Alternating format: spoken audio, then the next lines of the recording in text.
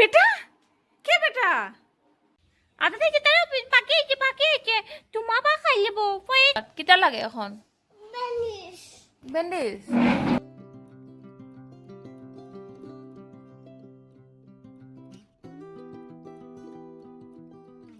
খাইতে না নিয়ে ভাত খাইতে না সিনচন আমি যেরাম গেতে ওই দে যেরাম গিয়া সিনচনে ভাত খাইতে এত জ্বালায় পাখি আইছো নি কিছু কিছু কিছু কিছু কিছু আদা থেকে তারা পাকিয়েছে তোমা বা খাই লব পাই খাই লব বাবা আও আও আও এই যে দুষ্টামি ভাত খাইতে ইয়া এত দুষ্টামি এই যে সিনচনের লেগে মাছ দিয়ে ভাত মেকা রাখছি একদিন হইলে ছাদে খাইতো একদিন হইলে ঘরে খাইতো এই যে দুষ্টামি ঘরের সিনচান আমি এই সিনচান আইতে না তো যা মানে মাথা বেদনা করে আর শরীরটা বেশি ভালো না তার লেগে ভালো টিকে তেল ধোইছে আমার মাথার মধ্যে আর তেল দিয়া মানে মায়ে দিয়েছেন তেলটা এখন মাথা বেদনা হর দাদুর একটা কেমনে খাটলো হ্যাঁ কেমনে খাটছে দাদুর কিটা লাগে এখন ব্যান্ডেজ দাদা তুই চুপচাপ বম দিলাম ব্যান্ডেজ কয়টা ব্যান্ডেজ লাগে হ্যাঁ তুই তো তোর হাত খাটছে না তো তুই লাগাই দিনি কিটা খালে কে লইয়া দিতে হ্যাঁ না না ব্যান্ডেজ একটা লইন দুইটা লইন না ব্যান্ডেজ একটা দাদুরের লেগে লয়ে যা খাল লেগে লইয়া দিতে খাল লেগে লইয়া দিতে খাল লেগে লইয়া দিতে আগে খ হে তুই কি দেখো তুই কই লাগাইতে তুই কই লাগাইতে তুই কই লাগাইতে হ্যাঁ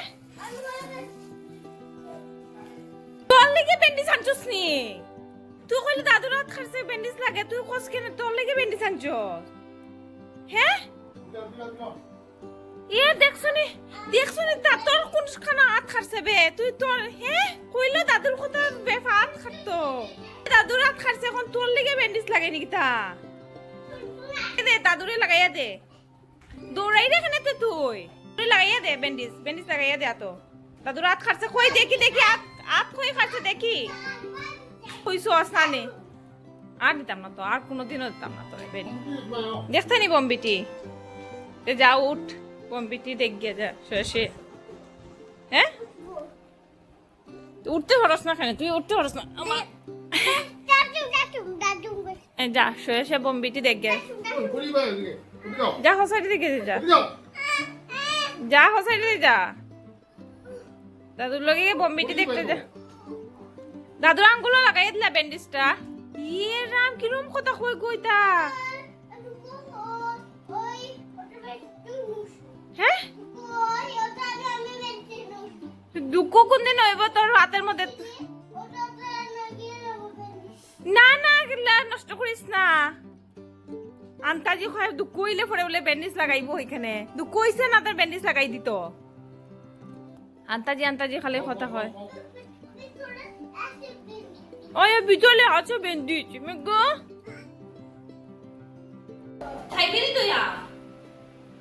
আমটা খাটলাম তো আমটা যখন আইছে আমার ভাই আসলে আম খাইতো না মানে শান্ত আমটা মানে দেখতে ছোট ছোট কিন্তু এটার মানে এত মিষ্টি মানে খাওয়া যায় না এত মিষ্টি আর আমার আম খাইতে খাইতে এই যে কি হইছে এই জায়গার মধ্যে আমার কষ লাগিয়ে মানে অবস্থা শেষ সবের ভাত খাওয়া শেষ হয়ে গেছে আজকে আর আমি খাইছি না আমার মানে ভালো লাগে না যে তরকারি দিয়ে খাইতাম পনির বানানো হয়েছে আজকে আর শুটকি মাছ বানানো হয়েছে মিষ্টি লাউ দিয়ে শুটকি মাছ আর পনির তরকারি পেঁয়াজ রসুন দিয়ে হয়েছে কিন্তু আমার ইচ্ছা করে না খাওয়ার লেগে এটা লেগে আমি বইয়া থাকছি ওই আম দুধ দিয়ে ভাত খাই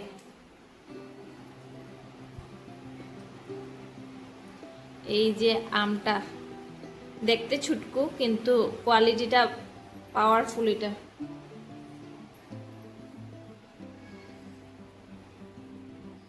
এই যে ভাত লইলিরাম, দুধ ভাত বেশি খাওয়া যায় না, একটু খাইলেই হয়।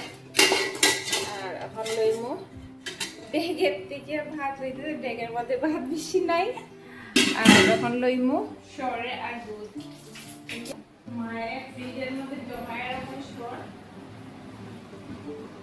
ওইখান থেকে একটু সর লইমু। এই যে কতটা সর ফ্রিজের মধ্যে জমায় জমায় রাখুন, সর দিয়া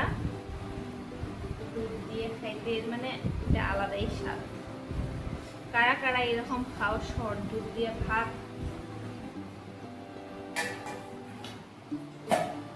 খাইলে তো এত টেস্ট মানে এখন খাওয়ার লিগে তাড়াতাড়ি তাড়াতাড়ি রেডি হয়ে গেছি আমি।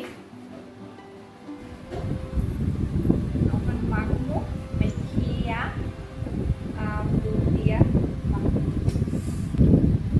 বাইরে দিকে অন্ধকার করে বৃষ্টি আনে, এত বৃষ্টি আনে, এত অন্ধকার করছে, বৃষ্টিটা মানে আইবো ভালো লাগে। ও মা, তোমার আম শক্ত আনো গিয়া, বৃষ্টি আই যার। যে বৃষ্টি দিতে আছে, আমি ভাত খাইয়া উঠতে পারছি না, আইছে বৃষ্টি, এত জোরে আনছে বৃষ্টি। জানলাটা একবার লাগাই একবার খুলি, জানলা একবার লাগাই একবার খুলি, এত বৃষ্টি দেয় মানে। এই যে বৃষ্টি দিতে আছে,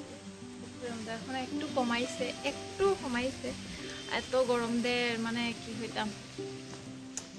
আর লাইনে তো পুকুর আমার, এই যে সামনে একটা পুকুর, তারপরে ওই যে একটা, আর ওই যে আরেকটা, তিনটা পুকুর লাইনে,